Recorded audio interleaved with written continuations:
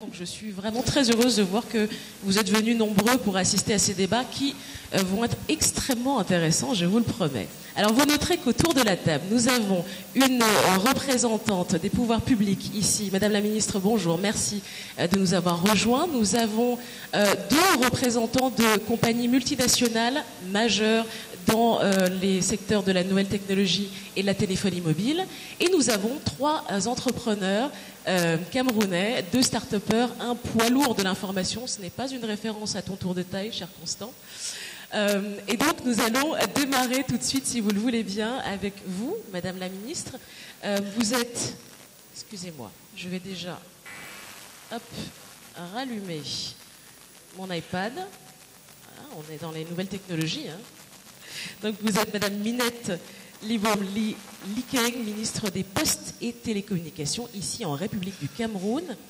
J'aimerais commencer peut-être par dresser un portrait de l'état du numérique ici, dans ce pays, dire peut-être ce que le gouvernement fait pour améliorer la compréhension du grand public du numérique et ce que vous faites pour accompagner les entrepreneurs. On vous écoute. Vous aurez besoin de votre micro. Merci de me passer la parole. Je crois que je ne reviendrai pas sur l'importance de l'économie numérique comme un levier important pour la croissance de notre pays.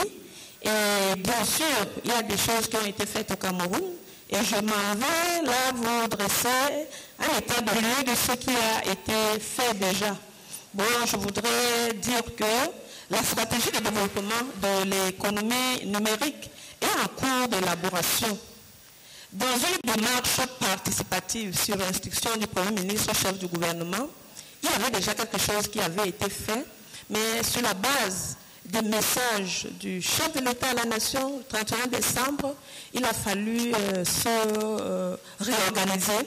Et la démarche participative est partie d'un projet existant qui a été mis à jour, une stratégie qui s'arrime au DSE. Et maintenant, il fallait que tous les acteurs interviennent les 3 et 4 mars. Nous avons organisé les premières journées nationales de l'économie numérique. Et là, ça a été un brassage d'idées où les opérateurs en charge des structures étaient là, les développeurs, le secteur privé, les jeunes et la société privée. Là, tout le monde a donné un peu sa contribution et nous avons eu un recueil de recommandations.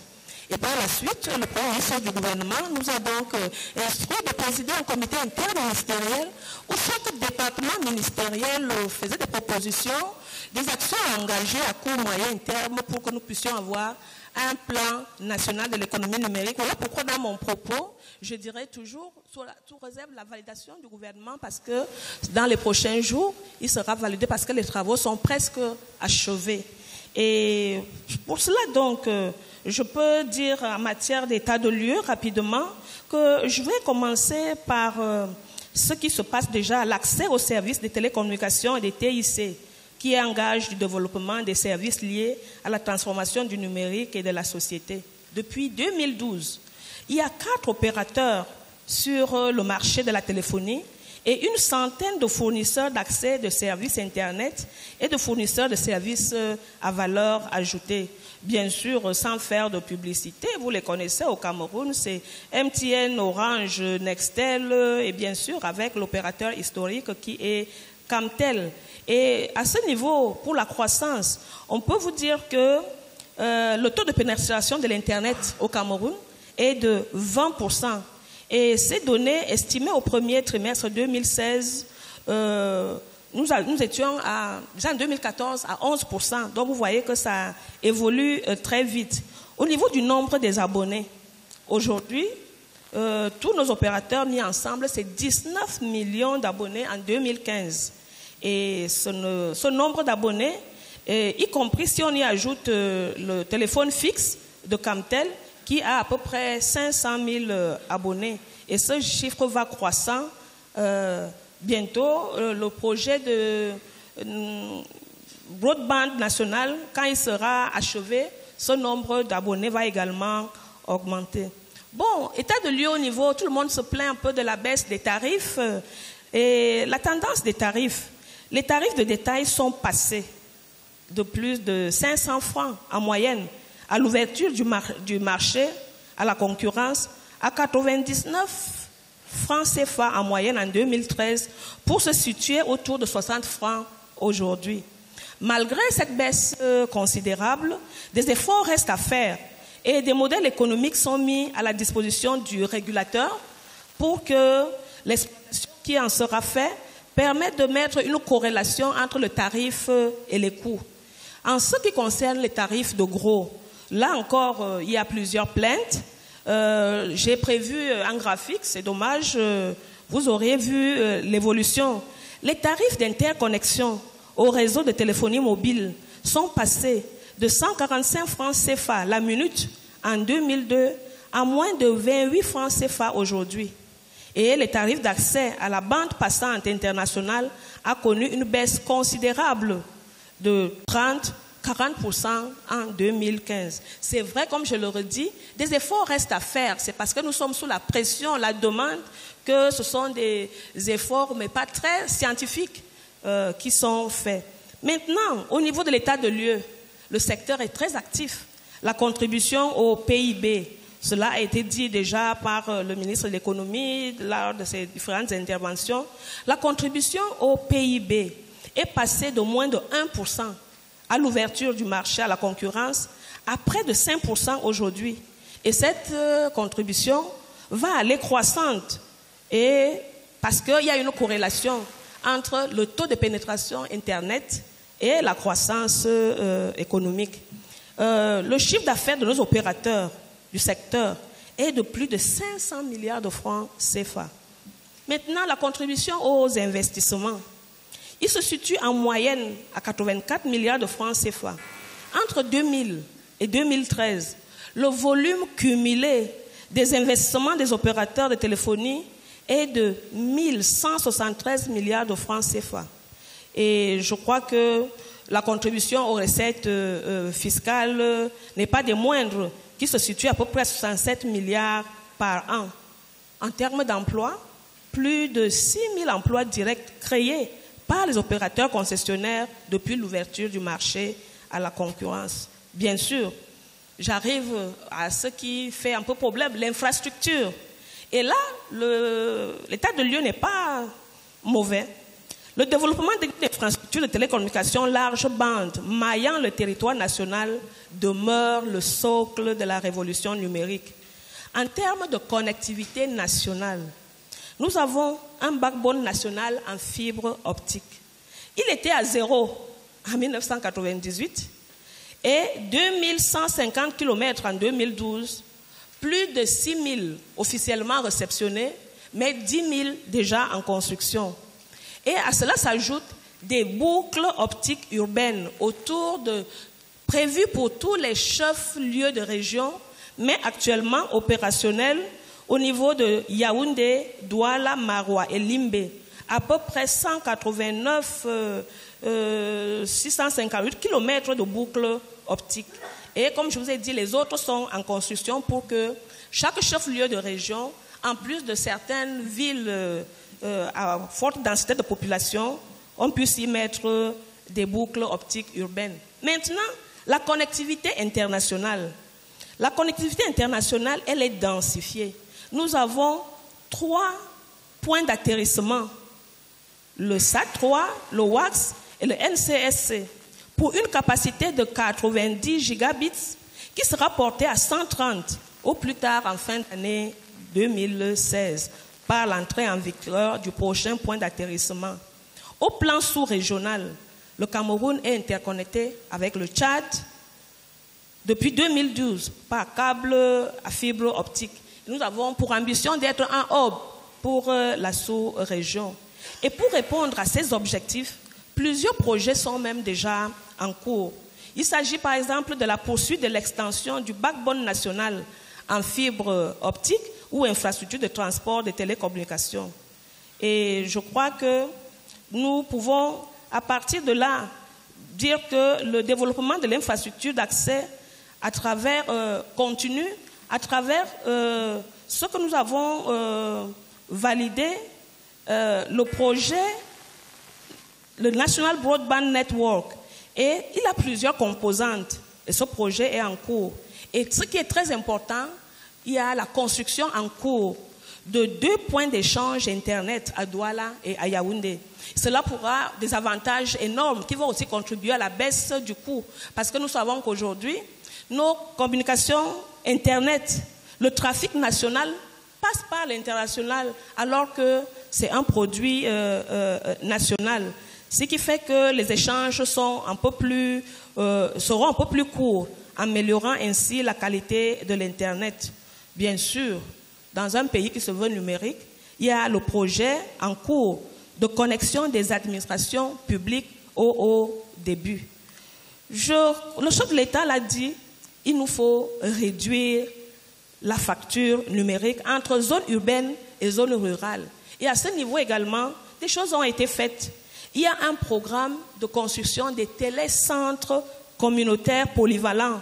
Et ces télécentres sont équipés. Il y a 179 qui sont équipés sur les 116 qui sont construits. Il y a des 25 radios communautaires installées. Et bien sûr, nous avons un projet de connexion des zones rurales et transfrontalières à la fibre optique en combinant la fibre optique et le VSAT. Bien sûr, un des atouts très très importants, c'est le cadre juridique réglementaire en matière de lutte contre la cybersécurité. Nous sommes en avance et c'est pour cela que je pourrais si j'avais eu un tableau, je vous aurais présenté le graphique qui montre la valeur du e-Government Development Index qui est de 0,2782 sur l'échelle de 1. Cet indice est produit chaque année par le département des affaires économiques et sociales du secrétariat général des Nations Unies. Et ses principaux piliers sont le capital humain, les infrastructures et les services humains. Je sais, beaucoup reste à faire dans le développement des contenus et des infrastructures. Voilà pourquoi nous espérons que la présence des investisseurs. Vous avez visité le village numérique que nous avons organisé. Vous voyez comment nous avons une jeunesse qui bouillonne, ce qui montre que, effectivement, dans ce qu'ils ont présenté, se sont engagés dans le développement des contenus numériques. Maintenant, au plan du développement humain et économique, nous savons que créer de la valeur ajoutée en vue d'améliorer le niveau de vie et le bien-être des populations camerounaises. Et je vous dis, les jeunes, j'espère que l'occasion leur sera donnée de présenter un peu ce qui a déjà été fait. Et en matière d'amélioration de la productivité des entreprises, là, ce sont les enjeux de l'économie numérique et où nous nous évertions à sensibiliser nos opérateurs économiques parce que ce n'est pas encore effectivement le cas. Je vois que c'est pour dire que le bilan... Non, pas du tout. C'est absolument pas pour vous couper, c'est juste pour vous dire de rapprocher le micro qu'on vous entende bien. Ah, ok. Je voulais déjà atterrir de façon très rapide. Prenez votre temps, on est là pour vous écouter. Donc, j'étais en train de montrer les enjeux et en cours parce que nous savons que pour nous arrimer à l'économie numérique, il faudrait que nos entreprises comprennent que si elles veulent être compétitives, il faut utiliser les communications électroniques. En matière de recherche et de l'innovation, vous savez que créer une plus grande proximité entre chercheurs du monde académique et entreprises nous permet, étant au Cameroun, de profiter de ce qui a été fait. Nous savons qu'avec l'économie numérique, il n'y a pas de barrière et que nous pouvons, étant à Yaoundé ou à Nguelmendouga, quel que soit là où nous nous trouvons, bénéficier de ce qui se fait à Paris dans des académies un peu plus développées. Je voudrais dire que pour la stratégie de développement de l'économie numérique au Cameroun, comme je l'ai dit, la vision du chef de l'État est la boussole qui nous guide. Et voilà pourquoi, dans le plan qui est en cours d'élaboration, nous avons des ambitions. Et je déplore encore de ne pas pouvoir vous le présenter pour dire que nous avons des cibles. Nous comptons avec, quand les actions qui figurent dans ce plan d'action seront développées, nous comptons multiplier par exemple la contribution au PIB pour qu'elle soit au moins à 10%. Nous comptons en matière d'emploi passer des 6 500 directs qui ont été cités à près de 50 000. Et bien sûr, pour ce qui est de l'Internet des ménages, il faudrait que tout le monde soit numérique. Nous voulons passer à 20%. Et tout cela, c'est à l'horizon 2020. C'est pour dire que le gouvernement prend en compte la réalité qui va nous permettre de nous arrimer à l'économie numérique. Je vais vous citer quelques faits saillants. Et comme je vous ai dit, je reviens sur le cas. Les chantiers du développement de l'économie numérique est véritablement ouvert au Cameroun. Et sur la seule année 2016, nous avons déjà organisé avec les jeunes entrepreneurs TIC des échanges. C'est ainsi que le 19 février 2016, il y a eu une vidéoconférence entre les mines postales et de nombreux jeunes entrepreneurs.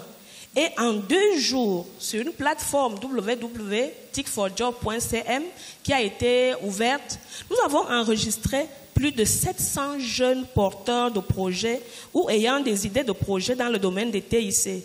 Nous avons dû arrêter parce que nous avions peur d'être inondés. Et pour cela, nous avons écouté et identifié leurs besoins. Et leurs besoins sont exprimés, particulièrement ils ont besoin d'encadrement, besoin de facilité, beaucoup plus sur le financement. Et je l'ai déjà annoncé, le chef du gouvernement nous a instruit de travailler avec eux et nous sommes en train de penser à une forme de capital risque à développer parce qu'au niveau des banques, ils ont de la peine à trouver le financement. Et je vous assure que la liste elle est longue et je dis aujourd'hui le Cameroun est un des pays, chaque fois qu'on lance un concours sur l'innovation, le Cameroun est au peloton de tête. Je crois qu'il n'y a qu'à voir au niveau de notre panel, vous allez les découvrir tout à l'heure. Arthur Zang est déjà là. Mais dans la salle, il y a d'autres qui ont envie d'être assis comme lui, comme le jeune Elong qui fabrique des drones au Cameroun, comme le jeune Madiba de Kiro Game. Et j'étais très fière de voir que le Wall Street Journal l'a cité il y a 2 jours. Ils sont nombreux là, Alain Steph de Gift Mom, qui a été reçu par la reine d'Angleterre, en tout cas au niveau du Cameroun.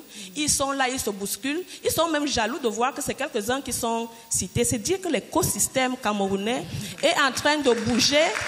Et quand le gouvernement mettra en place tous ces projets qui sont en cours, nous allons réellement faire un boom. Bien sûr, nous restons demandeurs parce qu'on a besoin d'investisseurs dans d'autres segments. Il y a le premier kilomètre qui a besoin qu'on ouvre le marché parce qu'on a identifié quelques goulots d'étranglement. Le dernier kilomètre, lui, il a une concurrence qui bouge assez, qu'il faudrait déjà suffisamment réglementer. Je voudrais aussi dire que nous savons que construire la fibre optique, ça a un coût. Et nous réfléchissons déjà sur les technologies alternatives, comme le cloud computing.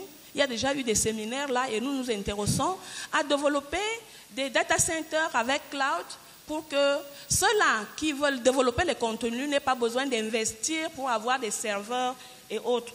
Bon, je vais un peu commencer à chuter. Parlant des perspectives, c'est de dire que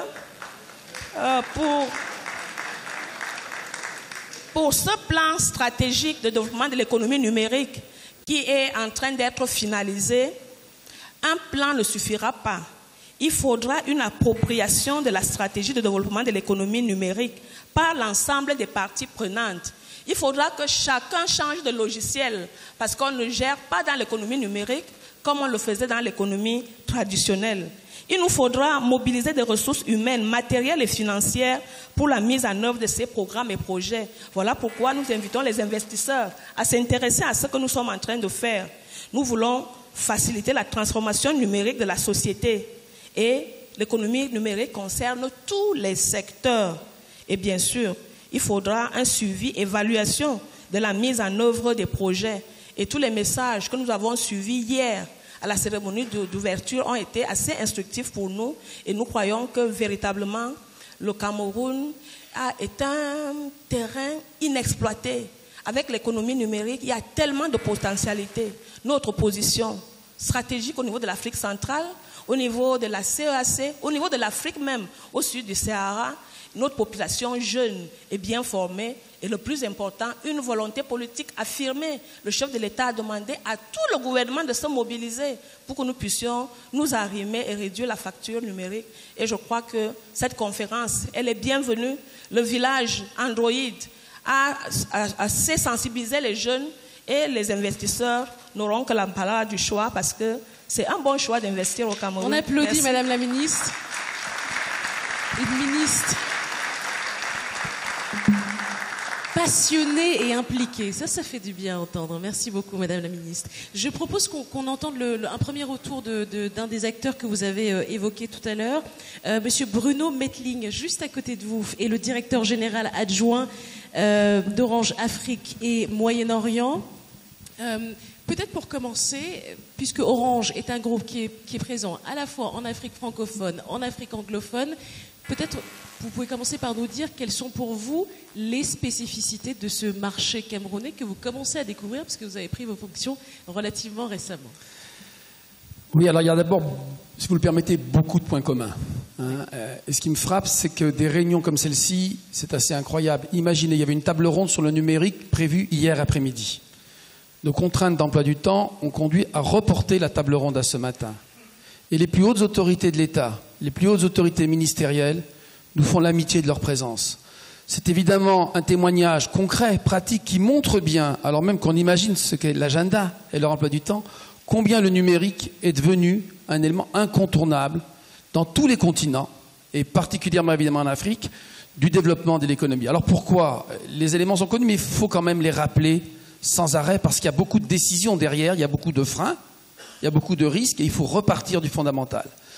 L'économie numérique, c'est effectivement cette contribution à la croissance. Hier, ça a été remarquablement dit, mais on voit bien qu'un tiers de la croissance, en moyenne, provient de l'économie numérique. C'est évidemment les investissements directs des opérateurs, qu'ils soient start-up, ô combien on en a besoin, qu'ils soient des grands opérateurs comme nous. Mais c'est aussi le fait que toute l'économie traditionnelle doit réaliser cette transition numérique. C'est un enjeu énorme. Monsieur le ministre du Travail nous fait l'amitié de sa présence, mais c'est très important, on ne le dit pas assez. Le numérique modifie profondément la manière de travailler, les conditions de travail, l'organisation du travail, l'espace de travail, les modes de management. Et c'est très important que toutes ces mutations générées par le numérique soient adressées en même temps. Parce que le risque, je le dis ici, il ne faut pas être naïf, le numérique est une fantastique opportunité, mais il y a des risques importants. Les risques, on emploie un mot, c'est vrai, il y a des risques de fracture. Fracture entre des zones urbaines qui seraient équipées et des zones rurales, vous l'avez dit, Madame la Ministre. Fracture à l'intérieur des entreprises, entre les plus jeunes qui sont face aux clients et qui seraient formés au numérique, et puis les plus anciens, les back-office, que l'on serait en dehors du mouvement. Fracture entre les grandes entreprises qui ont la capacité d'investir et d'accompagner le numérique, et puis les petites entreprises qui ne trouveraient pas. Je m'arrête là parce que notre présence ici, si elle a un sens, c'est de se dire, au Cameroun, comment réussir la transformation numérique. Le cadre, il est fixé. Je veux dire que le document d'orientation que son Excellence, le Président de la République, nous a doté, nous a fourni, permet effectivement de voir comment on va se développer au niveau numérique. Maintenant, il faut passer au concret, à l'action. J'étais très heureux de la conférence d'hier parce que je dois dire que pour visiter beaucoup en long, en large ce continent, j'ai peu vu aussi nettement affirmer. Je crois qu'il y a 2 pays où j'ai entendu dire aussi nettement, le vôtre et puis un autre grand pays très voisin, où on dit en gros, pour réussir le numérique, la croissance et les recettes dont il est porteur, y compris le développement économique, il faut un cadre réglementaire, fiscal, concurrentiel, d'investissement clair. C'est vrai pour toute l'économie, mais c'est particulièrement vrai pour le numérique. Le deuxième élément, et son Excellence le Président de la République a dit, c'est le rythme. Je voudrais vous dire ici que pour avoir remis un rapport au ministre français sur la transformation numérique, à la différence d'autres grandes mutations, je pense à l'informatique par exemple, le numérique a une caractéristique, c'est que si vous êtes en dehors, si vous êtes en retard, si vous ne développez pas ici les conditions d'un e-commerce efficace, on ne rattrape pas toujours ce retard. Les positions se prennent, d'autres pays sont intégrés, d'autres choix se font.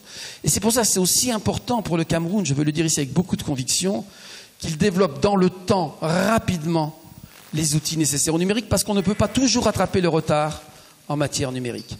Le troisième message que je veux partager, c'est que le numérique, c'est toujours 3 éléments qui font le succès. Il y a évidemment des réseaux de qualité, ça a été dit, et vous savez, les investissements que les opérateurs, j'en représente un, mais c'est vrai pour mes compétiteurs et confrères, les opérateurs sont tenus à faire des investissements importants.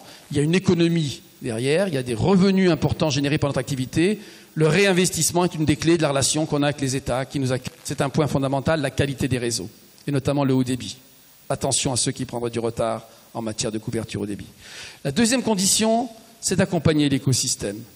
Tout doit se faire en même temps. L'écosystème, c'est évidemment, et je m'arrêterai là, je ne veux pas être trop long, c'est tous ces nouveaux acteurs que les grandes entreprises comme les nôtres doivent accueillir. Je rencontrais quelques journalistes ce matin et je leur disais que Orange va créer, je le disais à Madame la Ministre, qui avait voulu m'accorder une audience, Orange va créer au Cameroun un Fab Lab, c'est-à-dire un lieu où on va accueillir, accompagner, conseiller ces startups, on le fait dans un certain nombre de pays, et le Cameroun doit être un des 3 pays de la zone dans lequel on va créer un Fab Lab. C'est accompagner l'écosystème.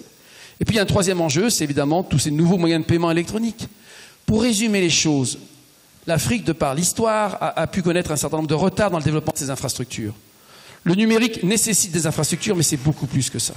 Et donc, si on se mobilise, si on réussit, l'enjeu, il est de voir qu'en matière d'éducation, de santé, d'accès, j'allais dire, de transactions financières, dans tous les domaines, le numérique peut permettre de rattraper le retard, de contourner et de se développer. C'est ça qu'il faut qu'on saisisse, c'est la raison de ma présence ici, c'est la raison de l'équipe qui, autour d'Elisabeth, réalise un travail formidable ici pour développer le réseau. Et c'est la raison du dialogue de qualité très riche que l'on doit avoir avec les pouvoirs publics pour réussir cette transition numérique. Nous, on croit beaucoup au Cameroun, ça fait 16 ans qu'on y investit. On y investit 5 années, 50 milliards de francs CFA d'investissement et on continuera à le faire. On croit au cadre réglementaire, on croit à la capacité d'avancer et on croit que le Cameroun, par ses qualités humaines, ses compétences qu'il a, est incontestablement l'un des terreaux sur lesquels on peut effectivement réussir cette transformation numérique en Afrique et puis tirer derrière l'ensemble du continent africain. C'est ça notre responsabilité. Merci beaucoup, merci à vous. Alors, l'intervenant suivant est anglophone, donc si certains d'entre vous ont des hésitations sur leur subtilité avec cette langue, c'est le moment de prendre vos appareils de traduction. Voilà, je vais donc passer la parole à Monsieur Lee Ji-Zhuang. He is the General Manager here in Cameroon and more generally the Vice President in Western and Central Africa for Huawei, the worldwide leader of ICT solutions. Et ce qui est intéressant, c'est qu'on va continuer un petit peu dans la lancée que vous aviez amorcée, puisque M. Lee Ji-Zhuang va nous donner sa vision de comment aider à développer, à accompagner le Cameroun dans sa transformation numérique. Allez-y, on vous écoute. Thank you, everyone. I'm so honored to be invited to this roundtable forum. I'd like to take this opportunity to express my sincere gratitude to the presidency and the organizer for holding such a great event. And also with the initiation of the Mini Postel, the Android Village exhibition is attracting lots of visitors in the National Museum. We can see all the industrial players demonstrating their newest products and solutions. All the visitors are passionate about the new technology and enjoy experiencing the exciting services. So we can see the Cameroonian, the ICT technology is highly popular in Cameroon and is deeply influencing our lives. So I'm very confident that Cameroon will have a bright future, bright ICT future. Firstly, I'd like to introduce Huawei technology companies. Huawei, as you all know, Huawei Technology is an ICT solution provider. We have 3 business units. First one is carriers business. We provide telecommunication equipment for carriers such as mobile network, fixed network. Secondly, we provide industrial solutions for government, enterprise, such as e-government, e-health, e-education. Thirdly, we provide the third one is consumer business. We provide smartphones. Back to your question, Huawei started operation in Cameroon since 2005. We have been working with Camtel to build a national broadband network and the national backbone network. Until now, we have already built over 10,000 kilometers fiber network.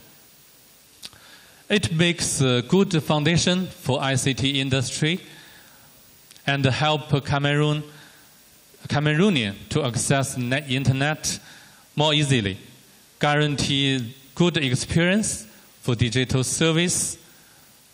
Moreover, it makes Cameroon ICT in leading position in Central Africa area. Secondly, we also cooperate with carriers to increase the network coverage and improve the network quality so that Cameroonians can enjoy basic internet access. Further, we will work closely together with carriers to provide diversified services such as music, game, video. Thirdly, in Cameroon, we have already opened 300 mobile phone shops to provide kinds of smartphones from entry level to high-end level. Last month, Huawei already launched the P9, the latest smartphone in London. It provides professional camera performance. Recently, we launched it in Cameroon. Although we have made a great achievement, but it's not enough, because there will still exist a huge development potential in mobile broadband and fixed broadband connectivity. Moreover, as we all know, more than 80% of Cameroonians use a feature phone. That is to say, even though majority of Cameroonians have mobile phone, but only a small part can connect to internet. Digital economy cannot realize without a developed ICT infrastructure. So we need to continue to focus on ICT infrastructure innovation to support better digital economy. In the future, with joint efforts, every company and every business will enjoy a better connected Cameroon. ICT requirements will increase at an explosive rate. ICT system will be transforming from supporting to foundation of production system. Mobile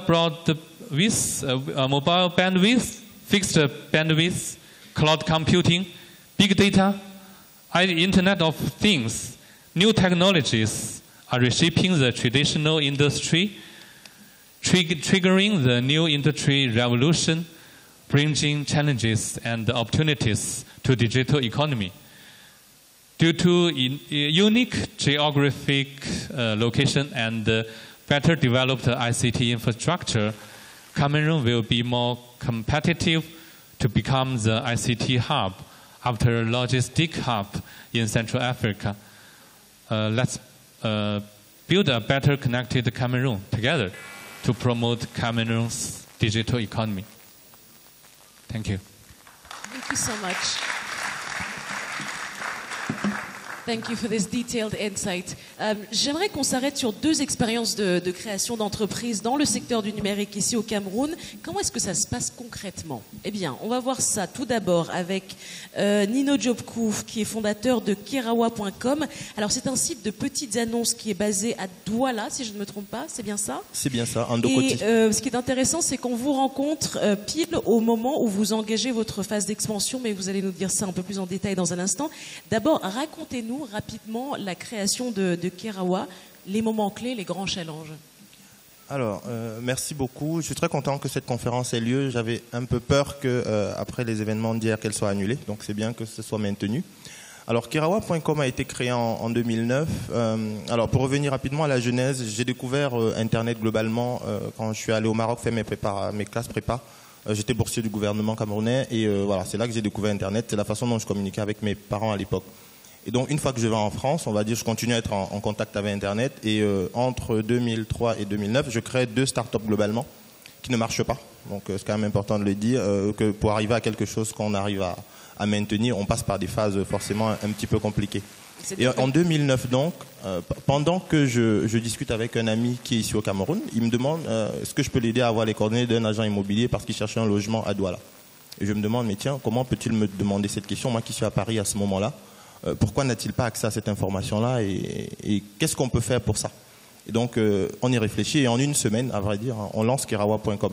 En une semaine? En une semaine, voilà. Il faut dire qu'on a lancé le concept en une semaine, on a acheté un script en ligne et on a lancé le site. L'idée, c'était de voir est-ce que le concept de petites annonces peut marcher dans le contexte camerounais, est-ce que ça intéresse les gens, est-ce que ça intéresse les entreprises et comment ça peut se matérialiser concrètement. Et donc, on a fait beaucoup de communication autour de ça, ce qu'on appelle aujourd'hui du spam, on va dire ça comme ça. Et on a beaucoup communiqué et on s'est rendu compte que ça intéressait des entreprises, notamment les très petites entreprises et les PME. Donc voilà, on n'était pas forcément sur le concept qu'on avait imaginé au début, qui était un site de particulier à particulier. On s'est plutôt rendu compte qu'on va être probablement positionné sur du B2C, ce qui est d'ailleurs le cas aujourd'hui. Et donc entre 2009, au moment de la création, et 2015, parce que moi je suis consultant en même temps, je fais vivre Kerawa globalement comme un projet à côté, on va dire. Donc je mets un petit peu d'argent quand je peux, je finance de ma poche, ça me coûte très cher, ça me crée beaucoup de problèmes familiaux aussi, puisqu'il fait forcément moins de Western Union par exemple. Oui. Et donc voilà, c'est comme ça que bon an mal an, le projet passe par des bas, par beaucoup de bas d'ailleurs, et puis quelques hauts. Et en 2013, je décide que bon allez, je m'y mets à temps plein sur le projet, je lui donne une chance de vivre. Si ça marche, je continue. Si ça ne marche pas, j'arrête. Mais j'arrête de le faire vivoter. Voilà, c'était un peu ça la psychologie dans laquelle j'étais quand j'ai arrêté de travailler. Et la première chose que j'ai faite, je me suis rendu compte que je ne pouvais pas financer le développement de ce projet tout seul. Ça me coûtait déjà très cher. Et donc, je me suis mis à la recherche d'investisseurs. Et donc, j'ai parcouru quelques continents. Parce que je suis allé aux États-Unis, j'ai parcouru l'Europe, je suis venu au Cameroun. Alors, vous les avez trouvés où, vos investisseurs, du coup? J'ai trouvé des investisseurs en France. Oui. Finalement, c'est 2 anciens des petites annonces aussi, donc qui étaient intéressés par l'Afrique et comprenaient que c'est la nouvelle frontière, c'est l'endroit où il faut développer le numérique à ce moment-ci. L'Afrique anglophone est déjà très avancée sur ce genre de secteur, oui. Je pense que tout le monde le sait globalement. Et donc, l'idée pour nous, c'était de couvrir l'Afrique francophone subsaharienne. Puisque l'un des intervenants l'a dit hier, chaque pays pris seul, malheureusement pour le numérique et pour des investisseurs internationaux, représente un petit marché. Et donc il faut mutualiser tous ces marchés-là, d'autant qu'on a l'avantage du droit, au WADA, qui est quand même commun. On a l'avantage de plusieurs choses de la langue qui est commune. Et donc voilà, donc tout ça finalement fait un marché. Comme disait, je pense, à Chalek hier, il faut chercher autour de 200 millions de personnes à peu près pour intéresser des investisseurs internationaux qui veulent mettre des sommes importantes. D'accord. Bon, voilà. Et aujourd'hui, voilà, Kerawa, c'est une entreprise enregistrée l'année dernière. C'est une vingtaine de personnes aujourd'hui déjà, dont un tiers d'ingénieurs qui sont ici au Cameroun et qui développent le produit, à la fois le site web et l'application mobile. Et voilà. Et nous sommes très fiers de dire que c'est quelque chose qui est développé au Cameroun et ce n'est pas quelque chose qu'on outsource ou qu'on externalise. Très rapidement, donc je le disais, on l'entend dans ce que vous dites, vous êtes pile dans la phase où vous allez. On le sent, vous allez exploser, là, ça va marcher votre affaire. On croise les doigts, on croise les pieds. On vous le souhaite en tout cas. Merci. Très rapidement, quels sont les freins que vous avez pu rencontrer dans cette création d'entreprise, au-delà de la recherche d'investisseurs, dont on a vu que c'était quelque chose d'assez complexe. Alors c'est vrai que la recherche d'investisseurs, c'est à la limite, voilà, une fois que cette étape-là est passée et qu'il faut s'installer concrètement. Évidemment, quand on est une start-up, on espère en tout cas avoir des cycles assez rapides parce qu'on n'a pas beaucoup de temps. On est un peu comme un bébé qui a besoin d'une couveuse et il n'y a pas de couveuse. Donc il faut faire très vite, sinon on meurt. Et donc l'un des premiers freins, mais je pense qu'on en a suffisamment parlé hier, c'est le côté administratif qui est un peu long par rapport à ce qu'on espère ou par rapport à ce qu'on attend. Une fois ces phases-là passées, ce qui prend environ 2-3 mois pour créer l'entreprise, on se rend compte que recruter dans les domaines que nous on cherche, notamment des ingénieurs IT qui savent bien développer sous Android, donc ce qui est assez particulier quand même, Il n'y en a pas beaucoup sur le marché et beaucoup d'entre eux, bon alors ça c'est peut-être probablement un côté sur lequel nous, startups, devons travailler beaucoup. Beaucoup préfèrent aller dans des grandes entreprises. Mesdames, Messieurs, bienvenue au Territoire de Yaoundé. Nous sommes dans le cadre de la deuxième journée de ce forum Investir au Cameroun, terre d'attractivité. Et nous avons donc le cinquième et dernier panel qui est en train de se tenir là, en direct. Il porte sur l'économie numérique et la croissance. Et nous avons plusieurs panélistes. Il y a Madame Minette Libom Lilikin, qui est ministre des Postes et Télécommunications de la République du Cameroun. Monsieur Bruno Metling, qui est directeur général adjoint du groupe Orange et président directeur général de Orange Middle East en Africa. Il y a monsieur Arthur Zan, président directeur général et fondateur de iMore Medical. Il a créé Cardiopad qui permet de prendre des paramètres cardiaques. Il y a monsieur Nino Jokpu, qui est président directeur général de Kerawa.com. Monsieur Jigwan Lee, vice-président Huawei Afrique de l'Ouest et centrale. Et enfin, Constant Nemade, qui est fondateur et président de Africa 24. Tout de suite, je suis avec un invité, avec M. Olivier Madiba. Olivier, bonjour. Bonjour, Africa 24. Alors, vous avez une particularité, vous êtes un informaticien formé au Cameroun. Oui, Guakele, Université Yaoundé 1. Mais vous avez mis en place un projet novateur. Oui, nous avons ouvert Kiro Games, le premier studio de création professionnelle de jeux vidéo en Afrique centrale. Et nous créons des jeux basés sur la culture africaine et nous les vendons dans le monde. Vous vendez des jeux dans le monde déjà. Vous avez commencé votre projet en quelle année? On a commencé à en rêver de ça en 2003, mais nous sommes installés clairement depuis 2013. Et après 2 ans et demi, on a livré le premier jeu vidéo de grosse envergure africain. Alors quand vous dites nous, ça veut dire que vous êtes plusieurs sur le projet. C'est vous qui avez eu l'idée, vous êtes nombreux, vous êtes associés Bon, je suis le promoteur principal, mais je peux dire qu'on est 3 pères fondateurs. Et nous avons aujourd'hui une équipe de 20 jeunes avec qui on travaille depuis 2 ans et demi non-stop. On a même dormi 1 an entier presque au studio, donc c'est pour dire. Alors à quoi consiste votre programme? Alors en fait, nous avons créé un jeu PC qui parle de l'histoire africaine à travers l'African Fantasy. Et nous sommes aujourd'hui le jeu vidéo le plus connu purement africain. C'est-à-dire, si vous allez en ligne, vous tapez Orion, vous allez trouver que nous avons déjà un très bon succès critique. Monsieur Olivier Madiba, merci beaucoup d'avoir accepté notre invitation et bonne chance pour votre projet. Merci aussi à vous. Alors on va se retrouver dans quelques instants avec la suite de cette table ronde où nous avons donc, comme je vous l'ai dit, plusieurs invités qui prennent la parole depuis environ 30 minutes. Aujourd'hui, pour créer de l'emploi, il y a un jeune start-up là qui a développé une application pour que ceux qui cherchent le travail puissent une rencontre entre la demande et l'offre. Oui. Je dis que cette conférence est tellement bienvenue que nous enregistrons leurs préoccupations, mais on avait déjà commencé à le faire avec ces jeunes-là. Et je crois que bientôt, ce sera une histoire du passé. Vous allez continuer. Merci beaucoup. Merci Madame la Ministre. Je passe la parole qui est président fondateur de Hillmore Medical Equipment, ici, à Yaoundé. À noter qu'il est aussi le créateur du Cardiopad. Pour ceux qui ne connaissent pas, le Cardiopad, c'est une solution de consultation cardiologique à distance. Je simplifie un peu, vous pourriez ajouter des précisions si c'est trop vague. Racontez-nous votre expérience. Comment est-ce que Highway a vu le jour ? Merci Madame la modératrice de me passer la parole. Je tiens d'abord à dire toute ma gratitude envers le gouvernement, les membres du gouvernement et surtout le chef de l'État qui a bien voulu m'inviter à cet illustre forum. Donc, comme vous l'avez dit, je dirige en effet une entreprise appelée iMore Medical, qui est la première entreprise de fabrication d'appareils médicaux au Cameroun, et je vais un peu revenir sur le contexte qui a vu naître cette entreprise. Donc, l'histoire de iMore Medical démarre il y a un peu plus de 6 ans, en 2009. Je suis un jeune étudiant à l'école polytechnique de Yaoundé, qui est une école de Yaoundé qui forme des ingénieurs et qui appartient à l'université Yaoundé 1, dans laquelle j'avais au préalable eu une licence en informatique au département d'informatique de l'université Yaoundé 1. Et donc, j'étais très passionné d'informatique biomédicale. Je voulais développer des logiciels dans le médical.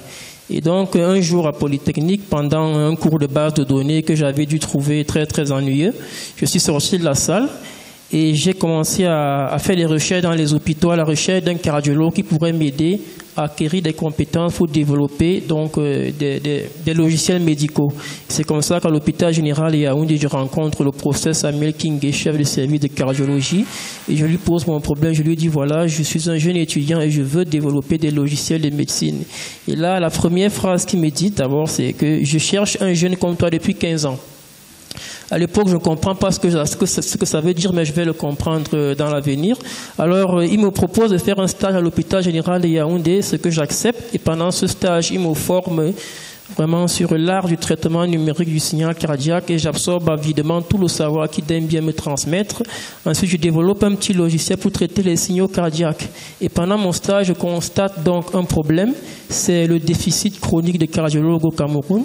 En effet, en 2009, on avait environ 40 cardiologues pour 19 millions d'habitants. Je constate également les conséquences désastreuses qui se manifestent par le déplacement massif, coûteux et risqué des populations du milieu rural qui viennent en ville chaque fois pour effectuer leurs examens cardiaques. Je décide donc de résoudre ce problème et pendant 3 ans durant, c'est-à-dire avant, pendant et après mon mémoire d'ingénieur, je travaille donc sur l'élaboration d'une solution qui permettrait de réaliser les examens à distance pour que les gens qui vivent là où il n'y a pas de cardiologue n'aient pas à se déplacer pour venir en ville. J'invente donc le Cardiopad qui deviendra la première tablette conçue pour réaliser les examens cardiaques et le diagnostic à distance dans le monde. Et donc vous venez de lancer la commercialisation là, tout récemment. Exactement. Merci. Et donc, après cela, j'ai rencontré beaucoup de difficultés, effectivement. La première difficulté, c'était d'abord la technologie. J'étais un ingénieur en informatique et je ne maîtrisais pas la technologie électronique et médicale. Donc, j'ai dû me former sur Internet. Heureusement, j'ai été inscrit en recherche après, donc ça a été facile de me former. Et ensuite, il a fallu le financement. Et grâce à une volonté ferme du chef de l'État, j'ai reçu d'abord 20 millions de francs CFA, c'est-à-dire pour me permettre donc de fabriquer les premiers exemplaires de la tablette. Ensuite est venue la deuxième étape du projet. En effet, pour pouvoir produire les tablettes à l'échelle industrielle et pouvoir conquérir dans le marché du continent, il fallait créer une entreprise. C'est pour cela qu'en 2012, j'ai créé une entreprise appelée Highmore Medical qui est donc en charge de développer et de mettre le Cardiopad sur le marché africain puis mondial. Et donc, c'est une entreprise qui conçoit et fabrique essentiellement des outils technologiques qui permettent aux hôpitaux d'accélérer et d'améliorer la prise en charge des patients en permettant de faire des examens, quelle que soit la distance entre le patient et le spécialiste. Aujourd'hui, on a démarré la commercialisation de notre premier produit, le Cardiopad, qui est donc ce qu'on appelle un électrocardiographe, c'est-à-dire un appareil permettant d'enregistrer un électrocardiogramme, c'est-à-dire toutes les courbes issues du signal cardiaque. Oui. Et la particularité de l'appareil, c'est qu'il permet de transmettre le résultat d'une place à une autre pour éviter aux patients qui sont au village de se déplacer. Donc nous avons également démarré la commercialisation, comme vous le savez, après avoir fabriqué 300 premiers kits, dont nous avons terminé l'assemblage en janvier. Et je dois dire que c'est également grâce au gouvernement parce que lorsque nous avons fabriqué les premiers appareils, nous avons participé à plusieurs compétitions dans le monde. Nous avons remporté une compétition appelée Rolex Award for Enterprise sur un total de 1800 candidats. Et donc le chef de l'État a été très sensible à ça et nous a alloué un autre prix qui est dans le prix du chef de l'État, le prix d'excellence scientifique du chef de l'État. Et grâce à ça, on a également donc pu avoir assez de crédibilité pour avoir un crédit bancaire. Tout cet argent, on a donc collecté pour pouvoir produire 300 premiers kits dont on a terminé l'assemblage, ce qui nous a permis donc de lancer. Actuellement, nous avons déjà vendu 50 kits. Nous sommes très sollicités par les pays d'Asie. Et donc, ensuite, nous avons fait une étude de faisabilité, c'est-à-dire un business plan, un business model. Et donc, nous avons regroupé tout cela dans un document qui, je dois le dire, actuellement fait partie des 4 meilleurs business plans qui ont été retenus lors d'une compétition internationale organisée par la Royal Academy of Engineering, qui est donc sur un total de 1000 projets. Donc, qui est donc une compétition organisée pour les ingénieurs entrepreneurs. C'est-à-dire, vous devez être un ingénieur avant un projet d'entreprise. Et ils ont organisé cela à l'échelle africaine. Et nous allons représenter le Cameroun pour la finale le 25 mai en Tanzanie. Et je dois également dire que après avoir donc réalisé cette étude de finance, nous avons détaillé notre business plan. Et nous sommes une entreprise qui est basée, on va dire, sur le produit et sur le service. Donc, nous vendons nos appareils médicaux. Mais nous avons également une autre option, c'est-à-dire qu'on peut fournir des appareils médicaux gratuitement aux hôpitaux. Une question. Et retenir, oui. Excusez-moi, je vous coupe. Vous avez un site internet? Bien sûr, bien sûr. Alors, j'invite tout le monde pour les détails à aller sur le site internet. Oui. Est-ce qu'on fait comme ça? Oui. Bon. Donc, nous avons un site internet et c'est grâce à nous avons été contactés d'ailleurs par le Parlement européen. Donc, beaucoup de grandes institutions nous contactent. Et je dois dire, pour terminer, que ma vision à moi, c'est déjà de créer de l'emploi au Cameroun. Et je considère que nous devons créer de l'emploi non seulement pour les ingénieurs, mais également pour les ouvriers. C'est pour ça que grâce aux 50 premiers cardioparcs que nous avons vendus, nous avons lancé un projet de construction d'une usine de fabrication de cartes magnétiques. Donc nous avons déjà investi 100 millions de francs CFA. Nous avons pu fabriquer 6 tonnes de machinerie en Chine et les machines sont déjà au port de Douala. Donc c'est avec beaucoup de plaisir que j'annonce solennellement la très imminente future usine de production de cartes magnétiques. Bravo. Qui sera donc la première usine de ce genre dans la sous-région d'Afrique centrale. C'est pour vous dire que le projet Cardiopad Highmore Medical et le prochain projet des ZNG Smart Car Factory, c'est 3 projets qui démontrent qu'au Cameroun, vous avez premièrement des hommes de science capables d'acquérir le savoir, de l'appliquer pour en dégager des solutions aux problèmes.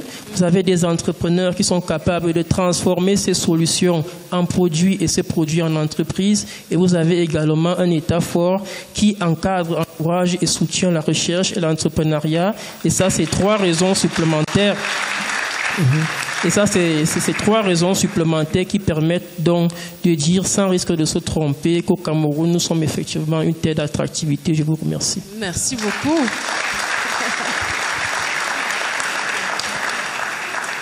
Je pense qu'on a là encore un monsieur qui va aller loin. Je ne sais pas ce que vous en pensez, vous, mais un virage à 180 degrés.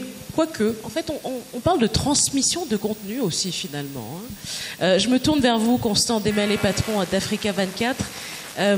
Quels sont les grands enjeux pour vous dans votre domaine d'activité? Comment est-ce que le numérique s'insère dans votre stratégie? Vous qui gérez donc cette entreprise, cette chaîne de télévision qui est visible un peu partout dans le monde, en fait, maintenant.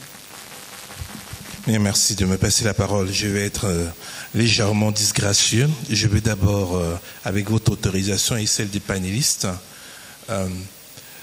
dire qu'il y a quand même une fibre camerounaise, un accueil à la camerounaise. C'est de tenir à remercier tous les organisateurs. Je pense que vous êtes assis dans cette salle, mais vous n'imaginez pas ceux qui ont travaillé hier au Palais des Congrès. Je les voyais tirer des câbles jusqu'à 3 heures du matin. Je pense qu'il y a quelques mois, quand il y a eu l'annonce de ce congrès, de cette conférence, beaucoup de gens étaient sceptiques. Donc c'est remercier les équipes de la présidence, et son directeur de cabinet, le gouvernement. Je pense que les ministres ici présents les a vus traîner des dossiers présentés aux investisseurs. C'est de les remercier tous d'abord, parce qu'en réalité, ce que vous faites, ce qu'on fait aujourd'hui, et à chaque fois, je tiens à vous le dire, vous n'en bénéficierez pas. Parce que les résultats, on les verra dans 10 ans, dans 15 ans pour des futures générations. Donc c'est de remercier tous ces organisateurs, Stéphane Fuchs et le gouvernement pour ce travail. On n'a parfois pas conscience. Ensuite, la table ronde est dite numérique. Je vais me permettre d'avoir un bon comportement, mais tout aussi attirer l'attention des gens sur les enjeux du numérique. Il n'y a pas que l'enjeu de l'information, il n'y a pas que l'enjeu du contenu. L'Afrique est le seul continent au monde qui a la plus grosse consommation du numérique sans en être producteur. Donc, ça veut dire que quand nous parlons de numérique, nous nous appauvrissons en Afrique. Parce qu'on passe du temps à acheter la connaissance, le travail, le savoir-faire des autres que nous ne rendons pas. parce que nous n'avons pas les moyens de productivité pour alimenter ce contenu. C'est une réalité. Quand vous utilisez un iPhone, quand Huawei vient soumettre au gouvernement l'installation, le matériel, bien sûr que le gouvernement doit acheter ce matériel parce qu'il n'a pas les moyens de le fabriquer et qu'il faut rentrer dans cette industrie. Mais en retour, quel est l'investissement que nous avons dans l'usage? On ne peut pas confier, et je l'ai toujours dit, nous avons une culture de la matière première forte depuis des siècles. C'est pour ça que notre continent a été colonisé, le sous-sol et autres. Mais nous ne pouvons pas confier notre matière grise à d'autres. C'est juste inacceptable. Donc, la révolution numérique n'est pas une révolution technologique, parce que nous ne rivaliserons jamais avec les autres qui ont pris cet avantage technologique. Elle va devenir pour nous une révolution de contenu. Et cette révolution de contenu, elle a une autre problématique. Sa conception, son financement.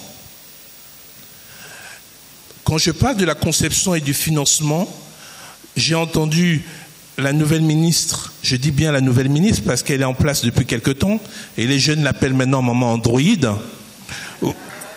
voir toute la motivation, toute l'énergie qu'elle a mise pour générer une influence du numérique au Cameroun depuis qu'elle est en fonction.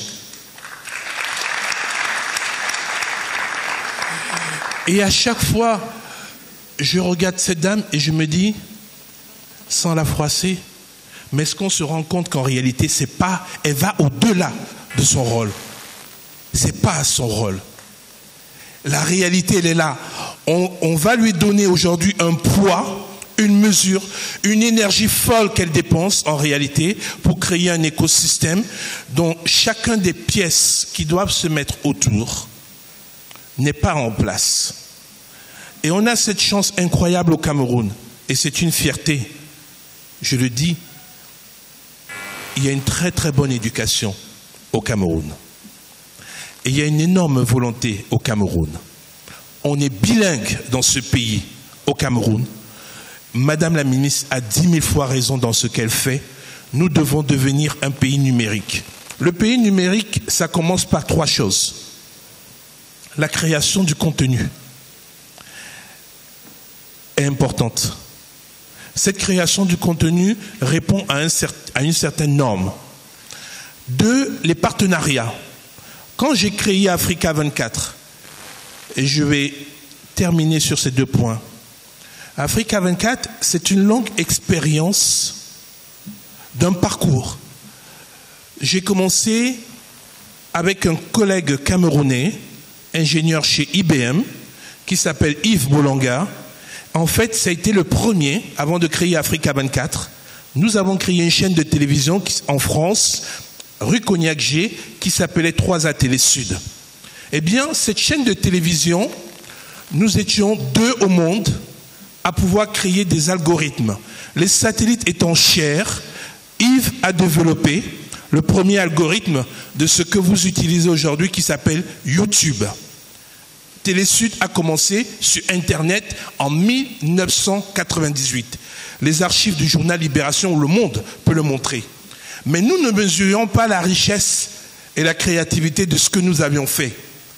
Est venue s'installer une boîte juste à côté de nous qui s'appelle Canal Web.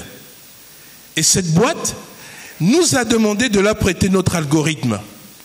Et quelques temps après, Canal Web avec Jacques Rosselin et Pierre Berger, ils ont levé, à l'époque, c'était la folie Internet, plus de 300 millions de francs.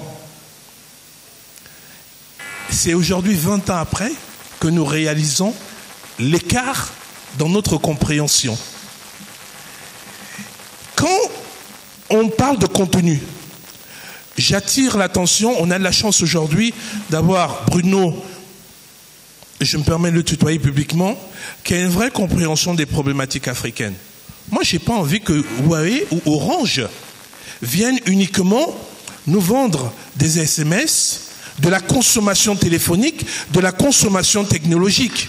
Je ne veux pas de ça. Et Bruno le comprend très très bien puisqu'il a annoncé tout à l'heure. Ils ne le font pas quand ils vont en Asie. Ils ne le font pas quand ils vont en Europe. Et aujourd'hui, on vient de voir Patrick Drahi de SFR qui a racheté un certain nombre de journaux. Donc, il y a un vrai partenariat à faire entre les opérateurs de la technologie et les opérateurs du contenu pour les rendre monétisables. Et c'est un impératif. Et les pouvoirs publics n'ont rien à voir dedans. Il s'agit d'un écosystème économique. En France, Orange investit dans le contenu. Huawei investit, nous sommes allés en Chine récemment, chez StarTime, on investit dans le contenu. Pourquoi en Afrique, vous arrivez et vous demandez aux Africains de vous donner leur contenu gratuitement? Comment peut-on faire de la qualité si on a du contenu gratuitement? Ce n'est juste pas possible et acceptable. C'est valable pour Orange, comme c'est valable pour Canal, comme c'est valable pour tous ces opérateurs internationaux. C'est quand vous allez rentrer dans cet écosystème en disant « j'investis dans du contenu parce que le produit que Equinox, que Canal 2, que la CRTV réalise et que les journaux Le Jour, Le Quotidien, etc. réalisent est monétisable », là, on va se rendre compte que nous sommes dans un système économique qui a de la valeur. Mais si vous prenez quelque chose gratuitement, vous n'aurez pas de la valeur. Et c'est cette compréhension qui m'a poussé, à lancer Africa 24. Mais quand je l'ai lancé, en 2008, après l'expérience Télésud, personne n'y croyait. Il n'y a que mon banquier Serge Yannick Nana et quelques autres personnes qui se sont dit oui, on peut faire quelque chose. Donc, investissement. Et je comprends très bien les problèmes de couple dont tu parles. Et j'ai quelques personnes qui m'ont un peu sauvé par rapport à ça. Vous investissez votre argent personnel. Vous devez faire un business plan. Et vous devez avoir... Par contre, Arthur et toi, ne faisons pas la même erreur. Vous devez avoir une vraie vision professionnelle de votre projet. Quand je dis ne faisons pas la même erreur, nous avons des créateurs d'entreprises, des ingénieurs, j'en ai rencontré ici au Cameroun, qui disent « Ah, mais c'est moi qui ai créé ça, ça m'appartient. Je ne veux pas partager avec quelqu'un d'autre. » Non. Dès l'instant où on crée nos entreprises, on doit se dire quelle est sa croissance. Sa croissance demain doit se faire sans nous parce qu'il y a sa pérennité. Et la valeur du contenu, quand on le crée dans le numérique, c'est de le rendre industriel, c'est de le rendre monétisable. D'où la qualité d'image professionnelle que vous devez avoir, d'où la formation de votre personnel. Moi, j'ai commencé mon entreprise avec 150 employés au bout de 2 ans en France. Mais je m'étais fixé un objectif de transfert de compétences. Aujourd'hui, 80% de mes employés sont en Afrique. Au Sénégal, au Cameroun, où nous sommes en train d'ouvrir un bureau. Et mon entreprise est à 70% dans son usage au quotidien numérique. Je rentre dans une levée de fonds en phase 3 de 50 millions d'euros, qui est un objectif. Et je pense que j'ai déjà eu des discussions avec Arthur à Bordeaux, où je lui ai dit, Arthur, si j'ai réussi cette étape, voilà ma vision. 60% de ma levée de fonds doit aller dans la création de contenu. 40% doit aller dans du partenariat numérique. Une entreprise doit être responsable. Ça veut dire que demain, je dois être capable d'acheter, dans mon cadre de ma politique de responsabilité, 200 cardiopathes, et c'est la promesse qu'on s'est faite mutuellement, il y a quelques mois, pour les mettre au service de la population, parce que l'écosystème numérique, si ce n'est pas un écosystème social et équitable, on n'a pas d'équilibre.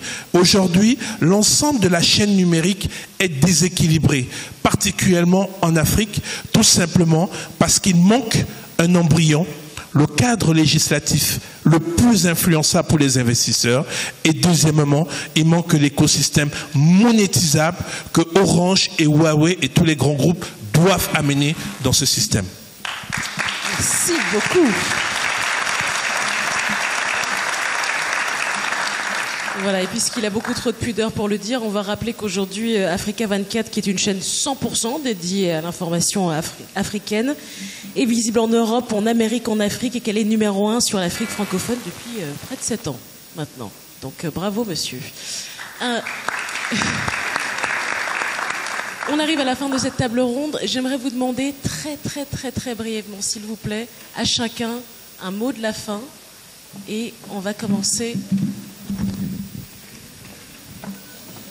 par vous, Madame la Ministre. Absolument. Merci.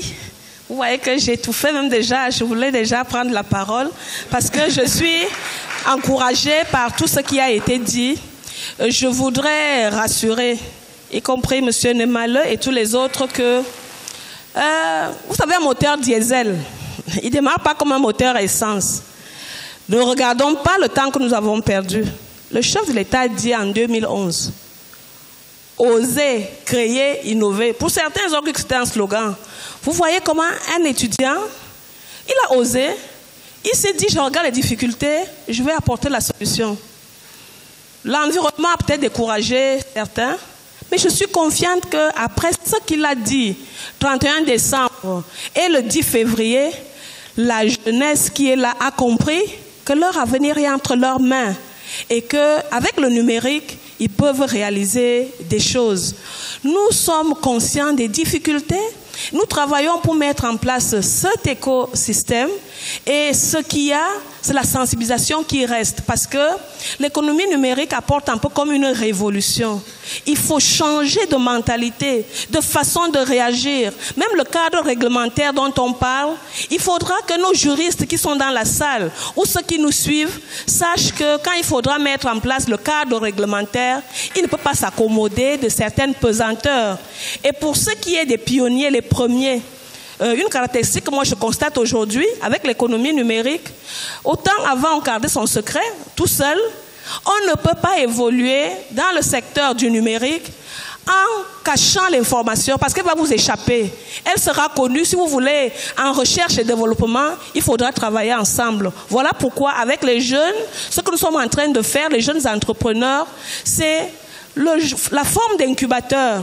Il faudra préserver la création de ces jeunes-là, les accompagner dans l'élaboration des business plans et même renforcer parce qu'on peut avoir l'idée, mais on a besoin d'autres technologies.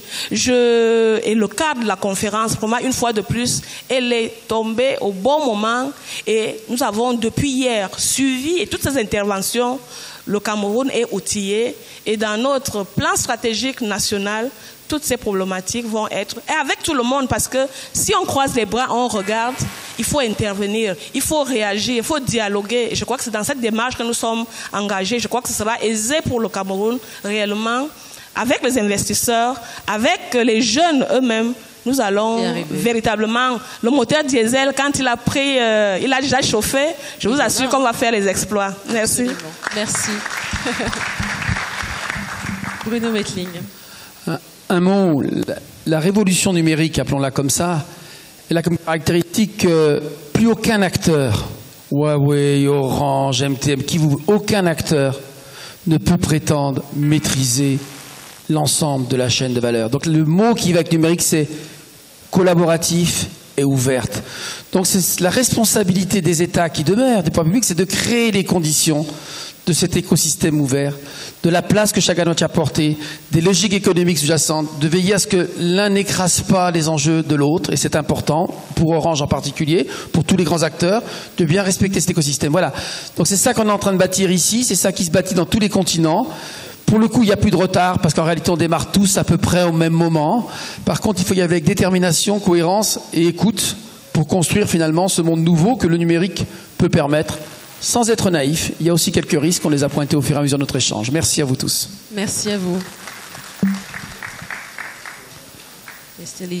I'm very excited about this forum because from this I notice there's a lot of young entrepreneurs and lots of startup. So as we all know, ICT is a huge industry, and it's influencing our lives greatly. So I fully agree with you. The first thing for us is to establish a good ecosystem, because we cannot do anything on our own. That's why every year while we hold developer conference, this year we invited more than 3,000 employees to attend this meeting in Shenzhen, in Huawei's headquarters in China. I think in Cameroon we also consider this because everyone use cell phone every day.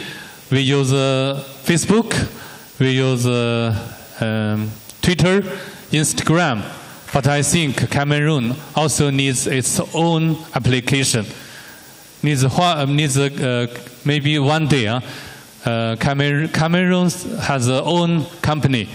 We can use Cameroonians application to communicate. And also, even Facebook and Twitter, all of them are English version. Maybe there is no French version. So our vision is to look for partners to cooperate in this direction. By this way, I think we can enrich Cameroonians' life. And also, I notice training is a big challenge for Cameroon. Huawei has one flagship CSR program. We call it Seeds for the Future. We already implanted this program in several Africa countries like Kenya, Namibia. We are trying to introduce this program to Cameroon, and I think there will be at least 50 talents will benefit from this activity. Thank you. Thank you so much. Monsieur Zhang. Écoutez, merci de me passer la parole. Écoute, pour finir cette conférence, je voudrais partager avec vous une petite histoire. Il y a quelques années, un chimiste français appelé Schweller décide d'inventer un produit pour colorier les cheveux des femmes. Alors, il entre dans son atelier, il fait ses mélanges et il finit par inventer donc le premier mélange qui permet de teinter les cheveux des femmes. Ensuite, il meurt et il cède de sa petite entreprise à sa fille qui épouse un monsieur qui s'appelle Bettencourt. Et aujourd'hui, cette entreprise s'appelle L'Oréal et elle a donné lieu à la plus grosse fortune de France. C'est pour dire qu'en Afrique, le développement de l'Afrique va forcément passer par les projets infrastructurels et une certaine volonté de l'État, mais la création d'emplois, la création de la richesse va forcément passer par l'application du savoir. Donc les hommes de science en Afrique doivent entrer dans le jeu industriel. Toutes les grosses entreprises européennes, que ce soit Dassault, Boeing, Ford, même aux États-Unis, sont créées par des ingénieurs, des hommes de science qui ont eu envie d'appliquer leur savoir pour pouvoir fabriquer des choses extraordinaires. Donc ça veut dire qu'en Afrique, il va falloir que les hommes de science entrent dans le jeu, que la connaissance cesse d'être quelque chose de prestigieux pour les salons, pour les grades, pour les diplômes ou pour les postes. Il faut que la connaissance devienne quelque chose qu'on applique pour résoudre les problèmes. Et si les hommes de science en Afrique n'entrent pas dans le jeu, nous n'allons pas nous développer. Donc c'est ce que je voulais partager avec vous aujourd'hui. Merci. Merci beaucoup. Merci à vous. Monsieur Njobkouf, les mots de la fin. Alors, pour finir, je voudrais dire effectivement, le Cameroun est un pays très intéressant. D'ailleurs, c'est la raison pour laquelle j'ai commencé à m'installer d'abord ici au Cameroun. Parce qu'en fait, on rassemble un certain nombre de caractéristiques qui fait que, en général, quand vous réussissez au Cameroun, vous avez des chances de réussir dans n'importe quel autre pays, car on sait comment c'est extrêmement difficile ici. Et donc, je voudrais finir simplement par relever peut-être quelques points sur lesquels l'écosystème dans son ensemble pourrait être accompagné. Et la première chose, alors ça a été bien rappelé par Madame la Ministre, c'est développer le capital risque. C'est-à-dire qu'il faut des incitations, il faut une politique volontariste pour que ceux qui veulent investir dans le numérique, ils soient incités parce que c'est un domaine risqué. On ne peut pas mentir aux investisseurs en leur disant que c'est garanti, ce n'est pas vrai. C'est extrêmement risqué, on lance des produits, on ne sait pas comment va réagir le marché, a priori. On ne sait pas qui va utiliser réellement, on n'a que des idées, on a un business plan si on... mais en général, ils ne se réalisent pas forcément comme on le pensait. Donc ça, c'est la réalité des entreprises souvent. L'autre chose aussi sur laquelle je voulais insister, on a beaucoup parlé d'infrastructure. Maintenant, il faut comprendre que le end user, c'est-à-dire que l'utilisateur qui va utiliser ces infrastructures, doit avoir soit un smartphone, soit un ordinateur connecté à Internet. C'est-à-dire que si on développe même un grand réseau de fibre optique et que les gens n'ont pas d'ordinateur, bon, on a fait tout ça un peu pour rien, malheureusement. Et donc, il faut faire en sorte, s'arranger pour que le taux d'équipement des populations augmente et augmente rapidement, parce que dans le numérique, vous voyez, il y a beaucoup de start-up, elles ont besoin d'évoluer très vite. Elles ne peuvent pas évoluer lentement. Et donc, par exemple, pourquoi ne pas faire un programme, un bachelier, un smartphone, par exemple?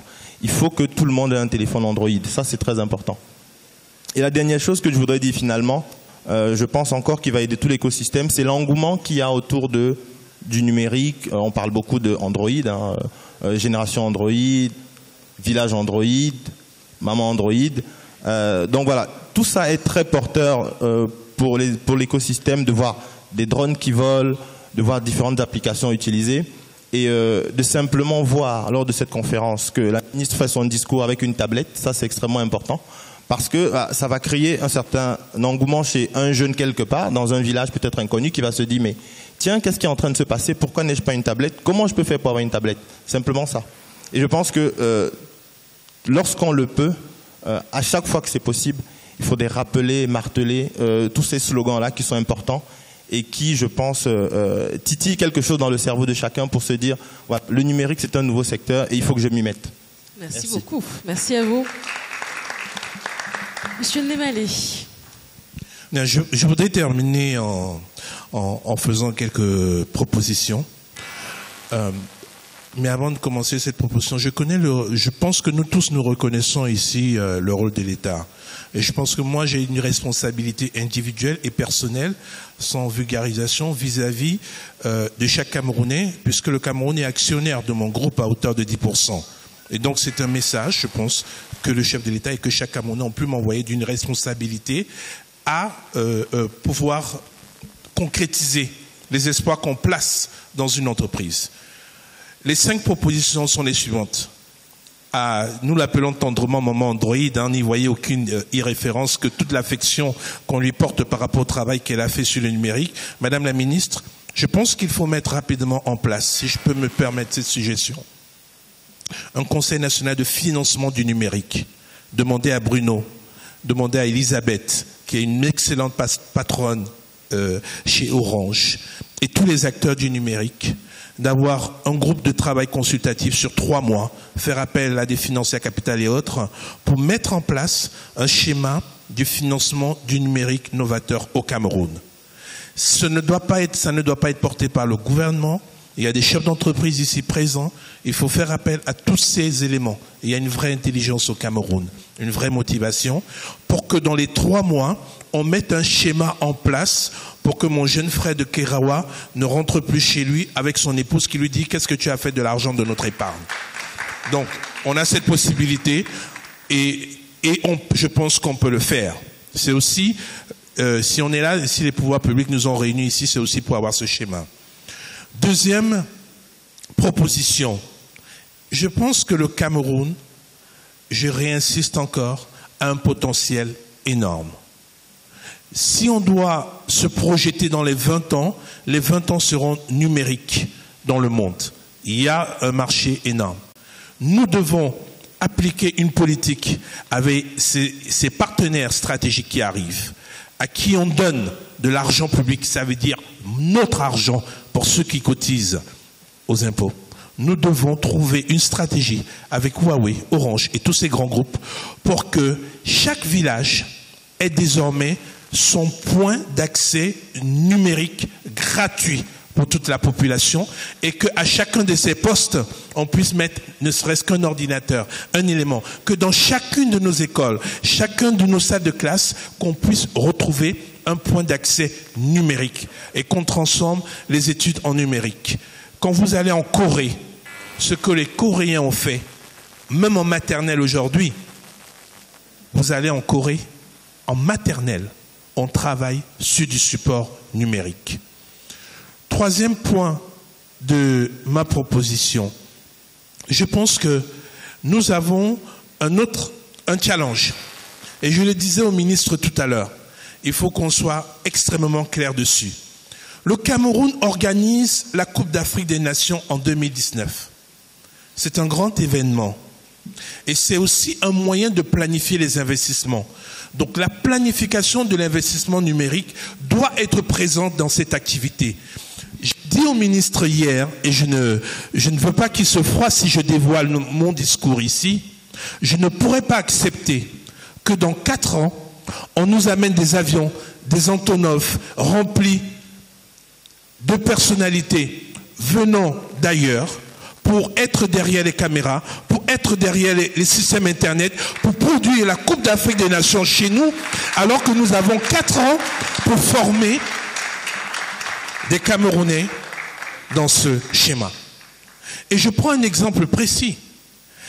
Cette conférence à laquelle nous assistons est remarquablement organisée, professionnellement organisée par les équipes de Stéphane Fuchs, de Jean-Philippe Doran, les équipes d'Avas avec Stéphane, la réalisation et tout. Combien de fois ces équipes motivées ont trouvé des jeunes Camerounais pendant 3 jours à former en même temps à la réalisation? Non. Nous devons leur demander, à eux qui ont cette motivation, de nous accompagner en même temps qu'ils viennent ici. C'est des passionnés du Cameroun. Eh bien, planifions la formation de nos jeunes, de telle sorte que la prochaine fois, quand ils reviennent, ils seront assis les bras croisés et ce sont les jeunes qu'ils ont formés qu'ils seront en train de superviser. C'est aussi ça le numérique, parce que quand ils vont repartir, ils auront cette capacité. Et c'est des gens motivés. Et le dernier point, M. Adé Ayemi est là, le patron d'Ecobank. C'est quelqu'un de volontaire. Je pense que les banques aujourd'hui doivent faire attention à une chose. Derrière le numérique se cache l'humain. L'humain dans la créativité, l'humain dans la consommation, l'humain dans la proximité. Monsieur Adé Adeyemi, Monsieur Nanfak d'Afriland, je vous interpelle publiquement. S'il vous plaît, développez un poste de financement, même si vous perdez de l'argent, ça ne va pas tuer vos banques. Mettons en place, innover ici au Cameroun, parce que vous avez la capacité, vous êtes de grands innovateurs. On parle de microfinancement, on a aidé les femmes. Mettez en place du microfinancement numérique pour ces jeunes Camerounais. Ce ne sont pas... franchement, ces jeunes Camerounais et ces jeunes Camerounaises ne sont, contrairement à ce que la réputation veut faire, ni des fémans, ni des bandits, ni des loveuses sur Internet comme on pense, mais ils ont un génie et une créativité incroyable. Et derrière vous, vous avez des grandes familles, des grands investisseurs français qui sont venus. J'ai vu M. Rouget tout à l'heure. Tous ceux qui ont fait ces déplacements de 6000 km, je vous dis juste une chose. Le Cameroun est un pays magnifique. Vous êtes ici chez vous. Il n'y a pas de différence de blanc ou noir. Vous avez beaucoup d'argent qui dort dans des coffres en Suisse. Sortez-les, mettez-les au Cameroun, ça nous fera du bien. Merci pour tout. Merci beaucoup. Je propose qu'on applaudisse tous les intervenants de cette table ronde. Je pense qu'on peut les applaudir fort. Merci Madame la Ministre, vous êtes libre. Merci messieurs.